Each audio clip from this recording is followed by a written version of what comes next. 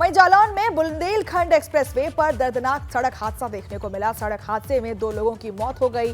कोहराम मचा हुआ है परिवार वालों के बीच। 2 ट्रकों के बीच टक्कर से हुआ हादसा। हादसे में ट्रक के उड़े पड़कच्चे, ड्राइवर और खलासी की मौत हो गई। मौके पर ही मौत हो गई दोनों की। पुलिस ने कड़ी मशक्कत के बाद दोनों शवों को निकाला बाहर और कुठौंद थाना क्षेत्र के बुंदेलखंड एक्सप्रेसवे का ये मामला है। तस्वीरों में आप देख सकते हैं कि कितनी जर्जर स्थिति में, या फिर हम कहें कि परखच्चे उड़ गए हैं ट्रक की, और ये ट्रकों के बीच टक्कर हुई। उसके बाद ड्राइवर और साथ ही साथ कंडक्टर दोनों की मौके पर ही दर्दनाक मौत हो गई। उन्नाव में दर्दनाक हादसा, सड़क हादसे में महिला की मौत हो गई है। बेकाबू डंपर ने बाइक सवार को कुचला और हादसे में बाइक सवार युवक की हालत गंभीर बताई जा रही है। पुलिस ने डंपर चालक को किया गिरफ्तार। पुलिस ने शव को पोस्टमार्टम के लिए अस्पताल भेज दिया है। अचलगंज थाना क्षेत्र के बदरका चौकी के सामने की घटना है ये। दर्दनाक हादसा आपके सामने है, जहां पर एक महिला की दर्दनाक मौत हो गई, जिसके बाद आसपास के लोगों में हड़कंप देखने को मिल रहा है। पुलिस और प्रशासन वहां मौजूद है, जो शव को पोस्टमार्टम के लिए भेज रही है अस्पताल। उन्नाव से तस्वीरें हैं, जहां एक दर्दनाक हादसा होता है और एक महिला की मौत हो जाती है।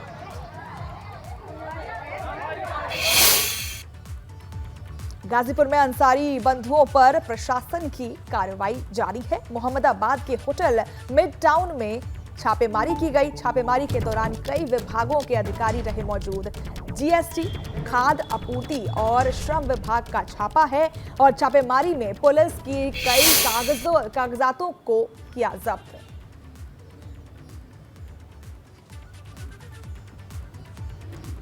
तो अंसारी बंधुओं के खिलाफ एक्शन, प्रशासन का एक्शन देखने को मिल रहा है, जहां पर छापेमारी की गई। छापेमारी में पुलिस ने कई कागजातों को किया खंगाला और फिर उसे जब्त कर लिया।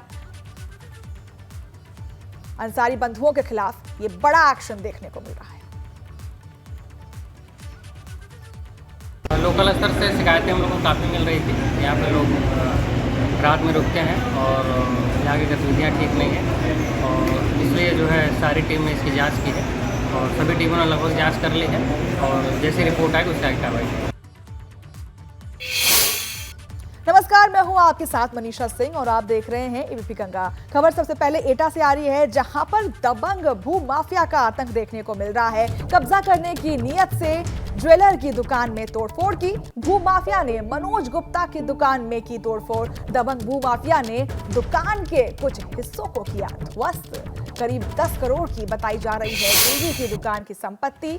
एटा कोतवाली थाना क्षेत्र के बाबूगंज बाजार की घटना। तो भूमाफिया का आतंक आपको देखने को मिल रहा है। तोड़फोड़ की गई दुकान के अंदर और कई सारे सामान लेकर फरार हो। 10 करोड़ के सामान की जब्ती की बताई जा रही है बात। भूमाफिया ने मनोज गुप्ता के दुकान में तोड़फोड़ की है। दबंग भूमाफिया ने दुकान के कुछ हिस्सों को ध्वस्त कर दिया। करीब 10 करोड़ की बताई जा रही है ज्वेलरी जो दुकान से ली गई।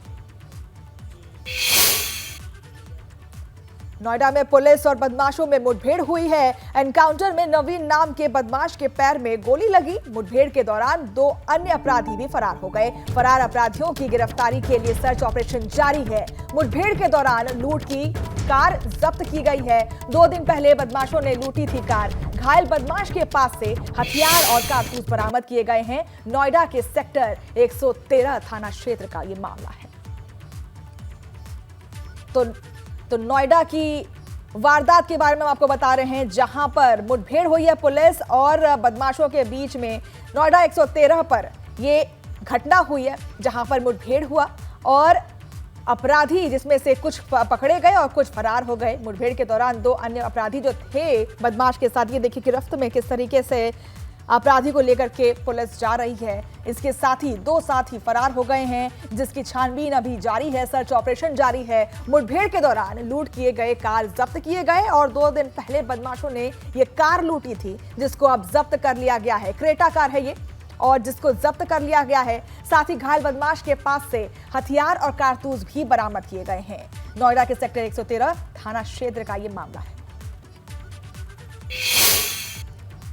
ग्रेटर नोएडा में भी पुलिस और अपराधियों के बीच में मुठभेड़ हो गई। दरअसल चेकिंग के दौरान पुलिस ने अपराधियों को रोकने की कोशिश की, लेकिन वे भागते हुए नजर पुलिस पर ही फायरिंग कर बैठे और बाद में पुलिस की ओर से की गई जवाबी फायरिंग में 2 अपराधी घायल हो गए।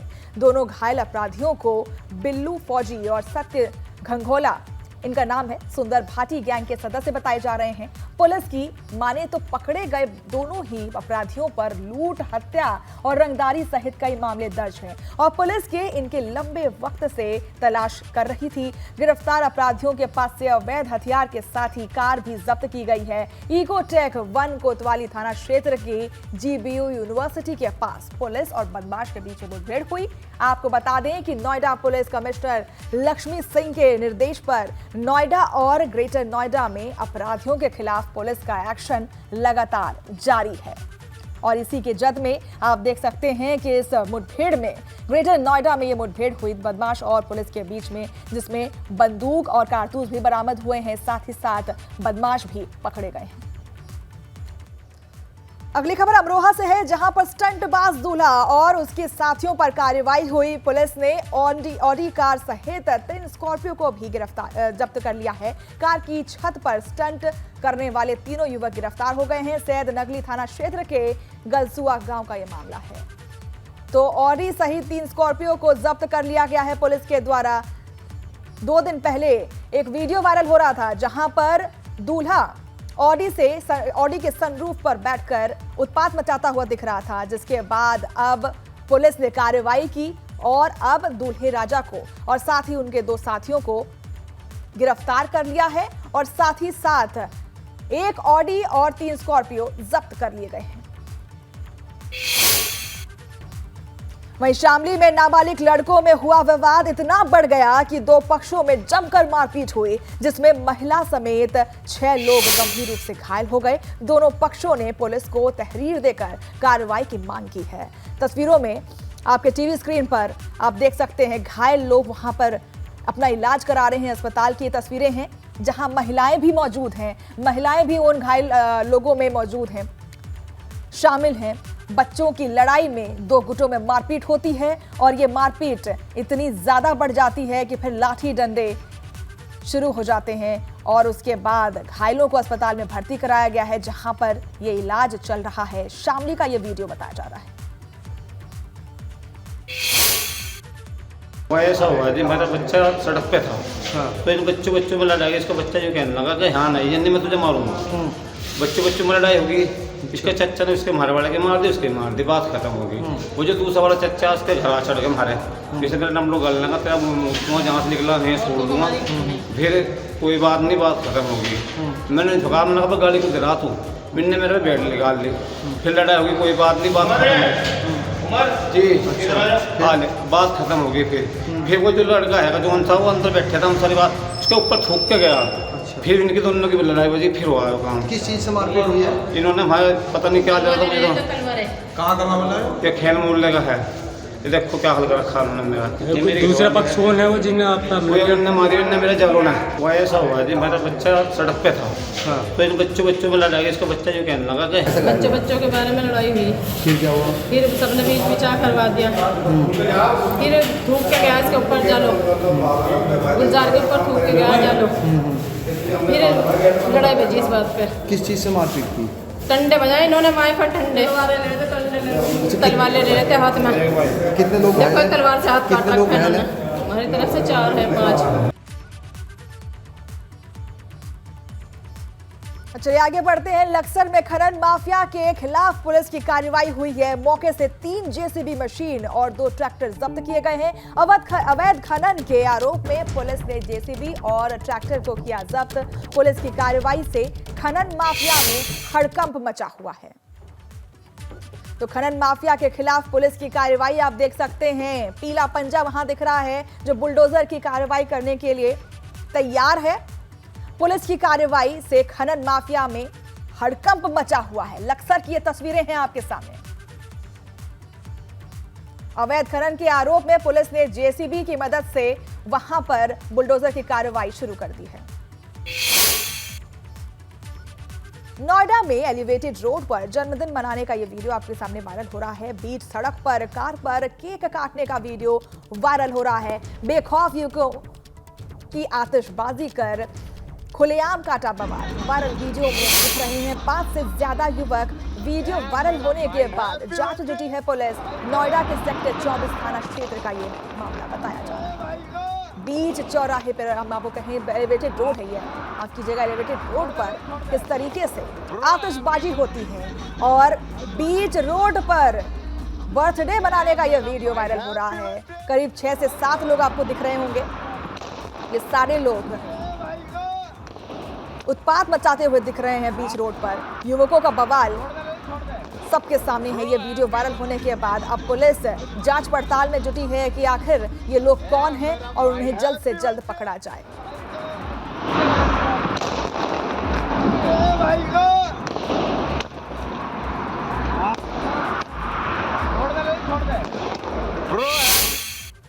वहीं कानपुर में दबंगों ने महिला के साथ की मारपीट। महिला को पीट कर किया आत्महत्या। गंभीर हालत में महिला को हैलेट अस्पताल भर्ती कराया गया है। कोचिंग शिक्षिका और उसके परिजनों पर मारपीट का आरोप लगा है।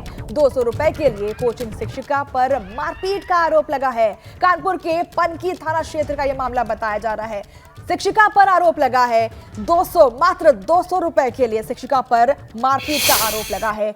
और तस्वीरों में आप देख सकते हैं कि दबंगों ने महिला के साथ मारपीट की। उस महिला को इतना मारा, इतनी उसकी पिटाई की गई कि महिला की हालत अधमरी हो गई।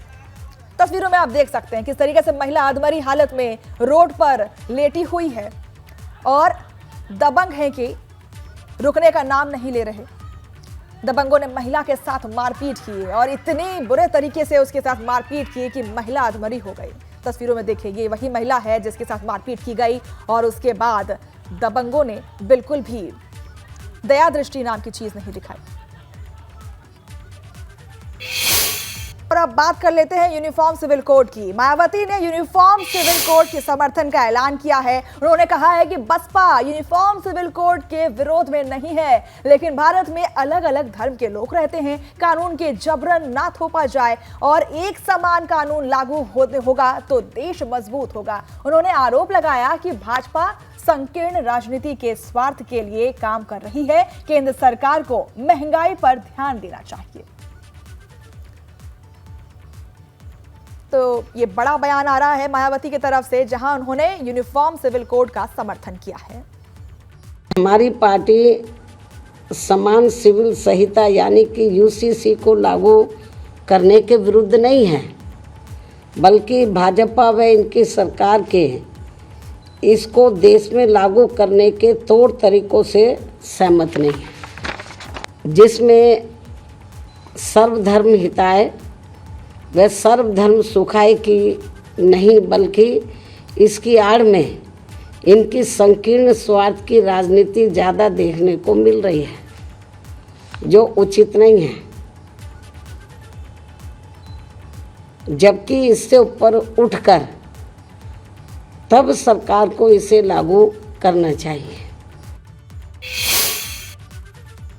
और अगली खबर रामपुर से है, जहां पर सिविल लाइन थाना क्षेत्र में 12 साल के नशेड़ी लड़के ने 6 साल के बच्चे की हत्या कर दी। आरोपी शराब और स्मैक के नशे का आदी है। शुरुआती जांच में पड़ोस में रहने वाले आरोपी ने पूरी घटना को कबूल कर लिया है। घटना के बाद इलाके में दहशत का माहौल है। वहीं पुलिस इस मामले में विधिक कार्रवाई करने की बात कर रही है। 6 साल का बच्चा LKG में पढ़ता था और इसी साल स्कूल जाना शुरू किया था। रामपुर की वारदात हम आपको बता रहे हैं, रामपुर की वारदात के बारे में बता रहे हैं, जहां 12 साल के एक नाबालिग ने 6 साल के बच्चे की हत्या कर दी। बच्चा अभी स्कूल जाना उसने शुरू ही किया था, LKG क्लास में पढ़ता था, जिसकी निर्मम हत्या कर दी गई।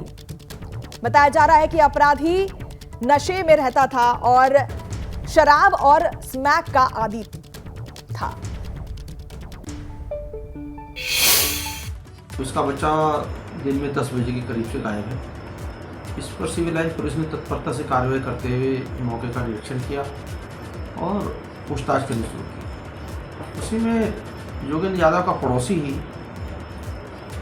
जिसकी उम्र 12-13 साल है, उस लड़के से पूछताछ जब पुलिस ने की तो उसने कहा कि मैंने इस योगेंद्र यादव के बच्चे को, जिसकी उम्र 6 वर्ष है, जिसका नाम युग यादव है, उसे मारकर हाईवे के किनारे पेट्रोल पंप के पास गड्ढे के पास फेंक दिया है। पुलिस ने इस बाल अपचारी की निशानी सबको बरामद किया और जो बच्चे का कपड़ा नहीं था शरीर पर, उसके कपड़े बरामद किए, आला कतर बरामद किया और जो अपचारी है इसे गिरफ्तार कर लिया। ये अपचारी शराब पीने का आदी है और स्मैक वगैरह का। इसकी उम्र कम है लेकिन इस तरह के व्यसन में पड़ गया है। तो बच्चा है युग यादव, इसके का पोस्टमार्टम के लिए सब भेज दिया गया है और विधिक कार्रवाई की जा रही है। चलिए अगली खबर सहारनपुर से है, जहां पर पुलिस ने 2 युवकों को किया गिरफ्तार। गिरफ्तार युवकों पर चंद्रशेखर आजाद पर हमले का आरोप लगा है। भीम आर्मी चीफ चंद्रशेखर आजाद पर हमले का आरोप लगा है। गिरफ्तार युवकों पर एक हरियाणा और 3 देवबंद के रहने वाले बताए जा रहे हैं। पुलिस ने अंबाला ढाबे से 4 युवकों को गिरफ्तार किया है। चंद्रशेखर आजाद पर 28 जून को हुआ था हमला, तो आरोपियों को अब गिरफ्तार कर लिया गया है। 28 जून को चंद्रशेखर आजाद पर हमला हुआ था, जिसमें उन्हें गोली छूकर निकल गई थी और अब उन अपराधियों को गिरफ्तार कर लिया गया है। वहीं श्रावस्ती में राप्ती नदी का बांध कटने से हड़कंप मचा हुआ है। दरअसल राप्ती नदी का अचानक जल स्तर बढ़ने से मुझेना के पास बांध कट गया। बांध कटने से 1 दर्जन से अधिक गांव पर खतरा मंडरा रहा है। इस बीच ग्रामीण और बाढ़ खंड के लोग बांध को बचाने में जुटे हुए हैं। दावा है कि मानक के मुताबिक बांध नहीं बनाने की वजह से इस बांध में कई बार दरार आ चुकी है। पिछले साल भी बांध कटने से 2 दर्जन से अधिक गांव प्रभावित हुए थे। इस साल भी बांध कटने से 1 दर्जन से अधिक गांव पर खतरा मंडरा रहा है।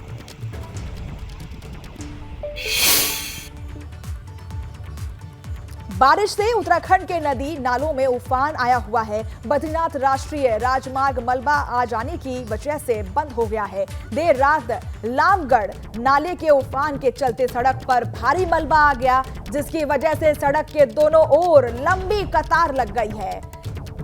तो इन तस्वीरों में आप देख सकते हैं कि किस तरीके से पहाड़ी से मलबा नीचे उतरता है और उसके बाद लोग वहां पर परेशान हैं। जेसीबी की मदद से मलबे को निकाला जा रहा है, लेकिन इसी बीच आवाजाही में कई परेशानी हो रही है, यात्रियों को कई परेशानी हो रही है। और अब आप देख सकते हैं तस्वीरों में कि किस तरीके से सड़क पर जाम लगा हुआ है।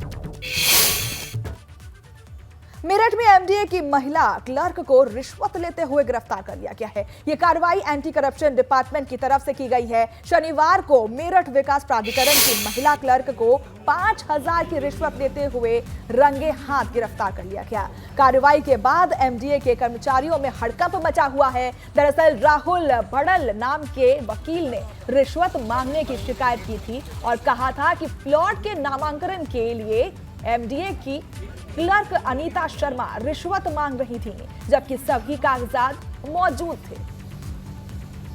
तो रिश्वत लेते हुए एमडीए की घूसखोर क्लर्क का वीडियो आपके सामने है। नामांतरण की फाइल थी जो एमडीए कार्यालय में मेरी चली हुई थी, जिसके संबंध में मैंने आवेदन करा था। मेरी माताश्री के नाम प्लॉट था, वो नामांतरण कराने के लिए मैंने आवेदन किया। आवेदन करने के बाद मैंने ऑनलाइन जो फीस कटती है वो फीस कटवा करके एमडीए वो जा चुकी थी फाइल। कई दिन से वो फीस पेंडिंग होने के बाद मैडम के पास ये फाइल पेंडिंग चल रही थी, तो मैंने इनसे एक बार फ़ोन पे संपर्क करा तो उन्होंने फ़ोन पे संपर्क करने को मना कर दिया और एटीट्यूड दिखाते हुए कहा कि तुम ऐसा है यहाँ पर आओ कार्यालय में, और मैं फ़ोन पे बात नहीं करती हूँ। मैं वहाँ पे गया तो वहाँ पे इन्होंने कहा कि ऐसा है, जब तक 5000 रुपये मुझे नहीं दोगे तुम्हारी फाइल में आगे नहीं भेजूँगी।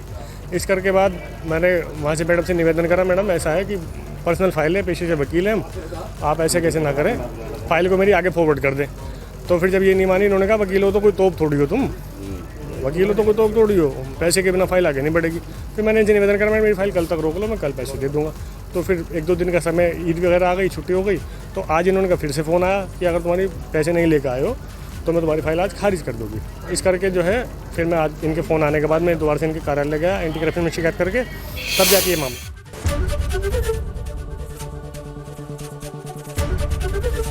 एबीपी गंगा, खबर आपकी, जुबान आपकी।